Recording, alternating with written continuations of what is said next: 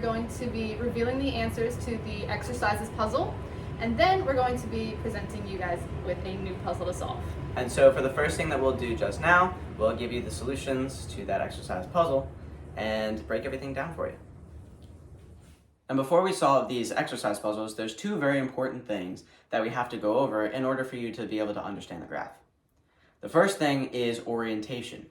So when I put my accelerometer on like this, which was how it was when I was doing the exercises, the blue is facing up. And if you recall in our previous video where we were talking about the ball or the mass inside of the box that helps measure the acceleration with capacitance, in this situation, the ball would be hanging down and the accelerometer would then say, okay, well, because the ball is hanging down, that must mean that I am accelerating upwards. Now, this can change when the orientation of the accelerometer changes. So for example, if I'm perfectly perpendicular like this, then the vector of gravity pushing down on, the force of gravity pushing down on the accelerometer is just going to be straight perpendicular like this. It's only going to be a component of the blue axis. But once I orient myself like this or like this, and the accelerometer is oriented like this, the force of gravity, which is a vector, is now a component of both the blue axis and the yellow axis, which can affect how the ball is sitting inside of the box and can thus affect how the accelerometer picks up on the acceleration, which also then changes your graph. So you want to look out for those. The second thing is when I'm jumping, my acceleration changes kind of weirdly. So when I'm down like this and I am moving up to get into my jump, my acceleration is also going to go up because the amount of force that is pushing up is more than the force of gravity that is pushing down. And so I have a net acceleration of up. So when my feet are on the ground and I'm pushing up like this, my acceleration is going to go up. However, once I leave the ground and I no longer have that force pushing under me, the only force that is acting on me is the force of gravity, which is at the acceleration of 1g. And so when I'm jumping upwards and my feet leave the ground, my acceleration is really going downwards. My movement's going up, but my acceleration is really going down. And then when I'm falling, my acceleration is going down and my velocity, my movement, is also going down. However, once I land like this, that force that was pushing back up before is now restored.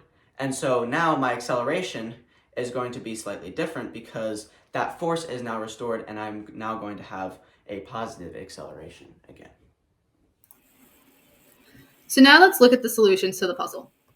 The first exercise we had Zach do was side jumps. So when we're looking at all 6 graphs, we can see that only graph 3 has a significant amount of right and left acceleration, whereas all of the other graphs have a pretty consistent 0, making graph 3 the graph for this exercise. Moving on to pull-ups, since Zach is constantly in the air, we know that the acceleration on the blue line will pretty consistently be at 1g.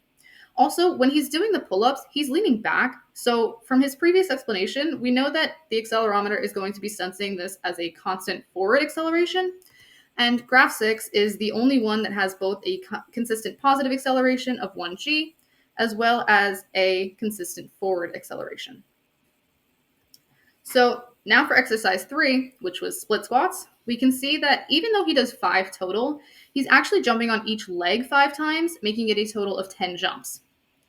Because he's only jumping on one leg, the acceleration of the blue line isn't going to be that exaggerated. And when we look at graph 2, we can count each time that Zach has started his jump. So we have 1, 2, 3, 4, 5, 6, 7, 8, 9, 10 jumps, making graph 2 the one that fits split squats. The fourth exercise that Zach did was jumps.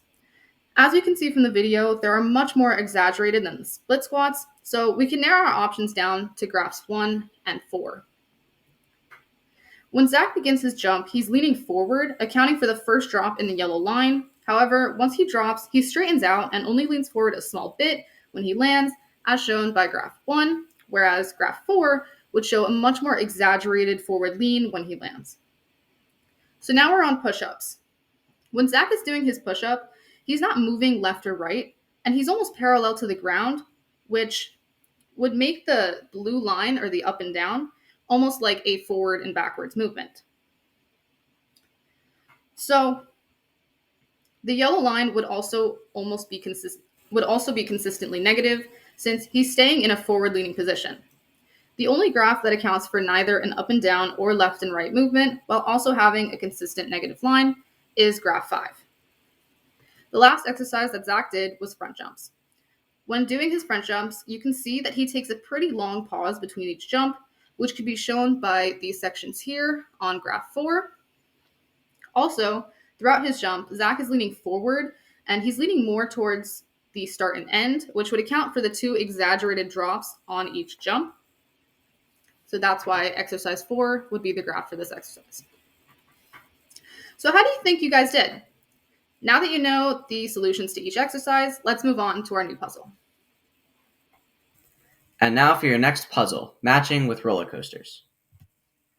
So the format of this puzzle is going to be very similar to the last one, where you have 6 graphs on the left, and you're going to have a roller coaster on the right. You'll be able to see a video of the roller coaster and its movement, and then be able to determine which graph corresponds to that roller coaster by looking at its movement and thus what shows up on the graph. They all sort of look different, so I think you might have a better time with this one than the last one, but I guess we'll just have to see. So here is the first one.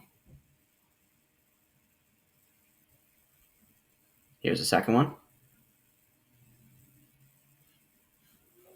The third roller coaster.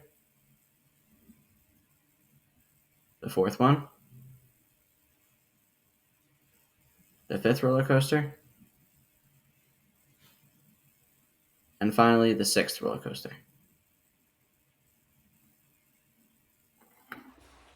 So thank you guys for watching this video. Good luck in trying to solve that puzzle. In our next video, we're going to reveal the solution and give you guys a new puzzle to solve.